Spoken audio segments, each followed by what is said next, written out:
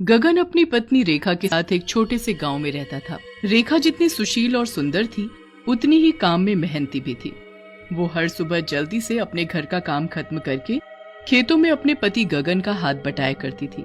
एक दिन की बात है, रेखा और गगन अपने खेतों में काम कर रहे होते हैं कि तभी गगन रेखा से बोलता है, अरे भाग्यवान, जरा देखो तो हमारे पूरे खेत में कितनी हरी भरी सब्जियां उगी हैं और इस बार की भिंडी की पैदावार तो सबसे ज्यादा हुई है और ये सब तुम्हारी मेहनत और लगन का कमाल है।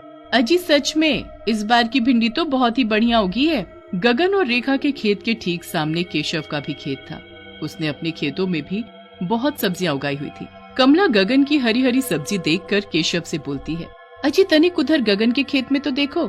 अजी ऐसा लगता है गगन के खेत में भिंडी की बरसात हो गई है। गगन के खेतों में इतनी बड़ी बड़ी हरी भरी भिंडी है और एक हमारा खेत है जहाँ टेढ़ी मकोड़ी भिंडी उगी है। ना जाने ये दोनों मियाँ बीवी मिलाकर का जादू करते हैं जो इनके खेत में इतनी हरी भरी सब्जियां उगत हैं। सही कह रही हो कमला रानी। अरे जितनी सुंदर ये रेखा है उतनी ही सुंदर इसकी भिंडी है। अजी का कहा आपने? तनिक दोबारा तो बोलिए। अरे मेरी रानी, मैं तो उसकी भिंडी की तारीफ कर रहा था बस, और तुम हो कि खामखा बौखला जाती हो। अरे उसकी भिंडी की तारीफ करना बंद करो और ये सोचो कि अब हमरा का होगा। सभी गांव वाले तो उसी के खेत की हरी हरी भिंडी खरीदेंगे ना। फिर केशव अपने खेतों की भिंडी टोकरे में भरकर गांव में बेचने के लिए जाता है। वहीं दूसरी ओर गगन भी गांव में भिंडी बेचने के लिए निकल जाता है। गगन की भिंडी बहुत ही अच्छी थी और उसके दाम बहुत ही कम थे, जिस वजह से गगन की सारी भिंडी कुछ ही देर में बिक गई थी। वहीं केशव की भिंडी के दाम ज्यादा होने की वजह से केशव की एक भी भिंडी नहीं बिकी थी। केशव भिंडी से भरा टोकरा लेकर वापस घर आता है, जिसे देखकर कमला बोलती है, अजी ये भिंडी से भरा टोकरा वापस घर काहे ले आए? अरे का बताएं कमला रानी, इस गगन की वजह से हमारी एक को भिंडी नहीं बिकी। अजी अगर ऐसे ही रहा तो हम दोनों के खाने के लाले पड़ जाएंगे। हाँ, ऐसे ही कुछ दिन बीत जाते हैं। गगन की भिंडी की बिक्री ज्यादा से ज्यादा होने लगती है। वहीं केशव की सब्जियों को कोई पूछता तक नहीं है। एक दिन कमला गुस्से में अपने पति केशव के साथ गगन के खेतों में जाती है और गगन से बोलती है, क्या बात है गगन भाई, बहुत खुश दिखाई दे रहे हो। और रेखा, तनी हमका ये बताओ कि तुम दोनों मियाँ बीवी मिलकर अपने खेतों में का जादू टोना करते हो जो तुम्हारे खेत की सब्जियां खासकर ये भिंडी इतना बढ़िया उगी है। एक हमरे खेत की भिंडी देखो ना जाने कैसी ढेड़ी मकोड़ी उगी है। अरे कमला बहन, हम कोई जादू टोना नहीं करते हैं। हम तो सिर्फ मेहनत करते हैं और बड़े प्यार दुलार से अपनी सब्जियों के पौधों की देखभाल करते हैं। ओह, तुम अपने पौधों को प्यार दुलार करती हो तो हम का अपने पौधों को मारते पीटते हैं? अरे कमला बहन, आप अपने खेतों में केमिकल वाली खाद डालती हो तो क्या ये बहुत अच्छा काम करती हो? रेखा हंसते हुए बोलती है, अरे ये केमिकल वाली खाद की वजह से ही तो तुम्हारी भिंडी की शक्ल ऐसी टेढ़ी मकोली है। एक मेरी भिंडी को देखो, कितनी बड़ी और हरी हरी है। हाँ रेखा की बातों से कमला को बहुत गुस्सा आता है और वो गुस्से से रेखा से बोलती है, बहुत घमंड है तुमको अपनी इन हरी हरी भिंडियों पर। अरे कमला बहन, ये तो बस कुछ भी बोलती है। देख भाई गगन, मैं तो ये कहने आया हूँ कि तू गांव में अपनी भिंडी बेचना बंद कर दे, नहीं तो अच्छा नहीं होगा। हाँ। ऐसा बोलकर केशव और कमला अपने घर आ जाते हैं। जरा देखो तो उस रेखा को, कैसे अपनी भिंडियों की तारीफ किए जा रही थी और ये कल की आई रेखा मेरा कमला रानी का मजाक बना रही थी। इससे तो मैं छोड़ूंगी नहीं। अजी आप हाथ पर हाथ धरे बैठे रहोगे या कुछ करोगे? आप भी ना जब करोगे छोटी बात ही करोगे। अरे खेतों में आग लग जाने के बाद भी वो दोनों हार नहीं मानेंगे। वो फिर से मेहनत करके हमसे बढ़िया सब्जियां उगा ही लेंगे। और उस रेखा के हाथों में तो ना जाने कौन सा जादू है जिसकी वजह से उसकी सभी सब्जियां इतनी बढ़िया उगती हैं। मैं तो कहती हूँ कि पहले उस रेखा का काम तमाम कर देते हैं, फिर खेतों में आग लगा देते हैं। ऐसा बोलकर कमला और केशव रेखा के खेत की ओर जाते हैं और खेत में रेखा को अकेला पाकर उस पर चाकू से हमला कर देते हैं। बड़ा घमंड था ना अपनी भिंडी पर, अब मर अपने इन भिंडी के पौधों के बीच में। अजी अब देखना, इसके मरने के बाद हमारा सब्जी का धंधा कैसा बढ़िया चलेगा। चाकू के वार से रेखा वहीं गिरकर अपना दम तोड़ देती है। मौका देखकर केशव भी जल्दी से खेत में आग लगा देता है। देखते ही देखते आग पूरे खेत में फैल जाती है।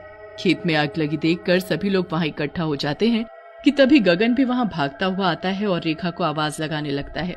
रेखा, रेखा, रेखा, कहाँ हो तुम? हे भगवान, मेरी रेखा! अरे भाई गगन, आग पूरे खेत में फैल गई है। मुझे नहीं लगता कि रेखा भाभी इस आग से बच पाई होंगी। नहीं, नहीं, मेरी रेखा नहीं मर सकती। मेरी रेखा नहीं मर सकती। रेखा को मरे हुए कुछ दिन बीत जाते हैं, मगर गगन हर वक्त बस रेखा को ही याद करके रोता रहता था। वहीं रेखा मरने के बाद एक डरावनी चुड़ैल बन गई थी और गगन को हर पल ऐसे रोता देख उसे बहुत तकलीफ होती थी। दूसरी ओर केशव का भिंडी का धंधा बढ़िया चल पड़ा था। एक रात गगन अपने खेतों में बैठकर जोर जोर से रोते हुए रेखा को पुकार रहा होता है कि तभी गगन के पास चुड़ैल आती है, जिसे देखकर गगन बहुत डर जाता है और डरते हुए बोलता है, हे भगवान, मैं तो अपनी पत्नी रेखा को याद कर रहा था, मगर ये चुड़ैल कहाँ से आ धमकी? अजी, आप मुझसे डरो नहीं, मैं आपकी रेखा ही हूँ जो मरने के बाद चुड़ैल बन गई हूँ। फिर चुड़ैल रेखा के रूप में आ जाती है और गगन को सारी बात बताती है। हे भगवान, इतना सब कुछ तुम्हारे साथ हुआ और मैं अब तक यही सोचता रहा कि खेत में आग लग जाने से तुम्हारी मौत हो गई है। केशव और कमला बहन को तो मैं छोड़ूंगा नहीं। अगर मुझे इन दोनों को ऐसे ही मारना होता तो मैं कब का इनको मार चुकी होती, पर मैं चाहती हूँ कि मेरे मरने की सच्चाई सभी गाँव वालों के सामने आए। सभी को पता चले कि मेरी मौत खेत में जलने की वजह से नहीं, बल्कि केशव और कमला बहन के चाकू मारने की वजह से हुई है और हमारे खेत में आग भी इन्हीं दोनों ने लगाई है। तभी मेरी आत्मा को शांति मिलेगी। पर ये सब होगा कैसे? मैं एक लड़की का रूप लेकर आपके साथ खेतों में काम करूंगी और अपनी चुड़ैल की शक्ति से कुछ ही दिनों में खेतों में ढेर सारी बढ़िया बढ़िया भिंडी उगा दूंगी, जिसे आप गांव में बेच आना।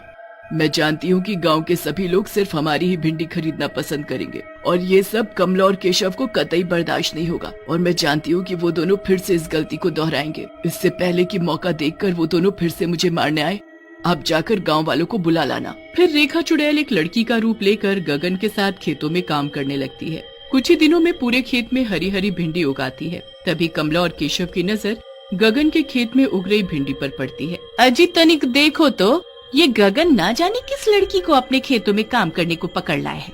जब से ये लड़की आई है तब से गगन के खेत की तो सूरतें बदल गई है। इन दोनों ने तो फिर से बड़ी जल्दी अपने खेतों में इतनी बढ़िया भिंडी उगा ली है जी।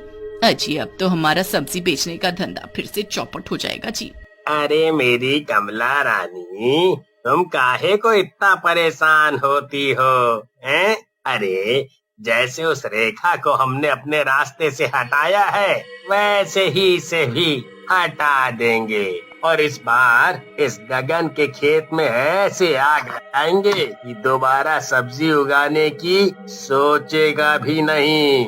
अगले दिन रेखा चुड़ैल गगन से बोलती है, अजी आज दिन में मैं अकेले ही खेतों में काम करूंगी, आपको सब पता है ना कि क्या करना है। फिर दिन में जब रेखा चुड़ैल एक लड़की के रूप में खेतों में अकेले काम कर रही होती है तो मौका देखकर कमला और केशव चाकू लेकर उस लड़की के पास जाते हैं और उसके पेट में चाकू घोंपकर उसे मार डालते हैं। तब तक गगन भी गांव वालों को कमला और केशव की सच्चाई बताकर अपने साथ खेत पर ले आता है। अरे अरे अरे अरे, तुम सब गांव वाले यहाँ कैसे आ गए?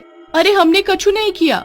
तभी वो लड़की अपनी आंखें खोलकर उठ खड़ी होती है और चुड़ैल के रूप में आ जाती है। क्या कहा तूने कि तूने कुछ नहीं किया? अरे जैसे तूने रेखा को मारा वैसे ही तूने इस लड़की को भी मार डाला। अरे मर गए रे, ये लड़की तो मरते ही चुड़ैल बन गई। अजी अब हमरा का होगा जी? अरे चुड़ैल जी, हमने कछु नहीं किया है। हाँ, चुड़ैल गुस्से से बोलती है। क्या कहा तूने कि तूने कुछ नहीं किया? तुम दोनों ने रेखा को मारकर उसके खेत में आग लगा दी और कहती है कि मैंने कुछ नहीं किया। अरे ये तुम कहाँ बके जा रही हो? हमें नहीं पता कि वो रेखा कैसे मरी और खेत में आग किसने लगाई। चुड़ैल गुस्से में आकर कमला का गला पकड़ लेती है। मैं ही रेखा हूँ जो मरने के बाद चुड़ैल बन गई और तू बोलती है कि तूने रेखा को नहीं मारा। अरे चुड़ैल जी, हमारी बीवी को छोड़ दो जी।